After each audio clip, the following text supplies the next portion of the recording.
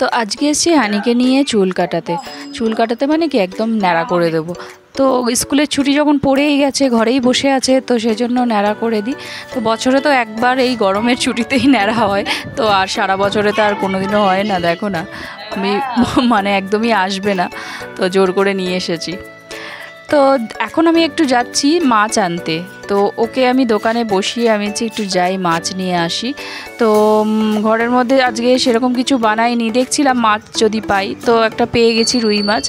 তো এই দেখো রুই মাছটা নিতে এসেছি, তো গিয়ে মাছের ঝোল করব, তাহলেই হয়ে যাবে।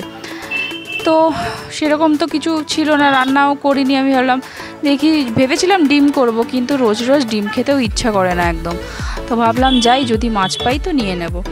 তো এখানে ভালোই একটা রুই মাছ পেয়েছি, তো সেটাই একটু নিয়ে নিলাম। এই দেখো কি করছে, হাসছে, দেখতে পাচ্ছ?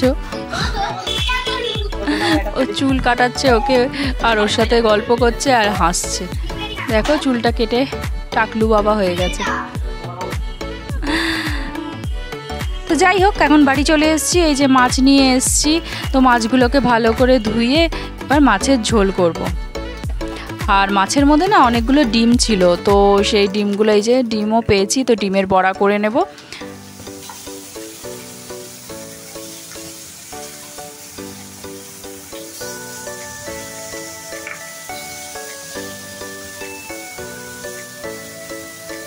রুই মাছটা এমনি খুব ভালোই ছিল। তো এই যে মাছগুলোকে ভেজে ভালো করে তো একটু ঝোল করব। এই যে বড়াটাও ভেজে নিয়েছি, বড়াটা ভেজে সাইডে রেখেছি। আর মাছের ঝোলটা আলু আর ডাঁটা দিয়ে করছি। তো আমার মাছের ঝোল একদম রেডি। এই দেখো মাছের ঝোল আমার হয়ে গেছে, বড়াগুলো এর মধ্যে দিয়ে দিয়েছি। তো ভেবেছিলাম আলাদা করে রাখবো, তো আর রাখিনি, মাছের ঝোলের মধ্যেই দিয়ে দিয়েছি ডিমের বড়াটা। আর এই দেখো, এই যে গ্রামের বাড়ির থেকে যে কাঁঠালটা এনেছিলাম, এই দেখো লাল হয়ে গেছে। তো ওটাকেই ভাবছি কেটে নেব। কালকেই এনেছি, দেখো একদিনের মধ্যেই পুরো সবুজ ছিল, লাল হয়ে গেছে। আর এটা হচ্ছে একটা লাউ, সেটাও আমি গ্রামের বাড়ির থেকে নিয়ে এসেছি। তো এটা ওই যে কাজের আমার যে দিদিটা আছে, কাজ করে, তার বাড়িতে হয়েছিল, তো সেই আমাকে এটা খেতে দিয়েছে।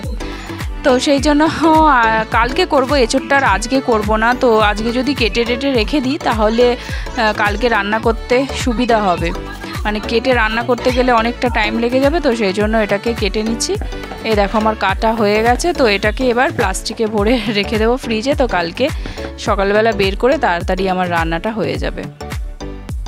একটু দানা হয়ে গেছে ভেতরে। এই দেখো আরেকজন কি করছে, টাকলু বাবাটা। মাথাটা টাকলু মাথা হয়ে গেছে।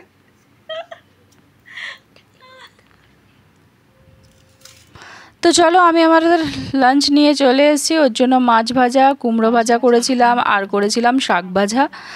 তো এই যে আমাদের আজকের লাঞ্চ, এই যে মাছের ঝোল আমার একদম রেডি। আর এদিকে করেছি অল্প একটু ডাল। তো হানিকে চলো লাঞ্চটা করিয়ে দিই, তারপরে তোমাদের সাথে দেখা হচ্ছে আবার একটা নতুন ব্লগে। Tata, bye bye.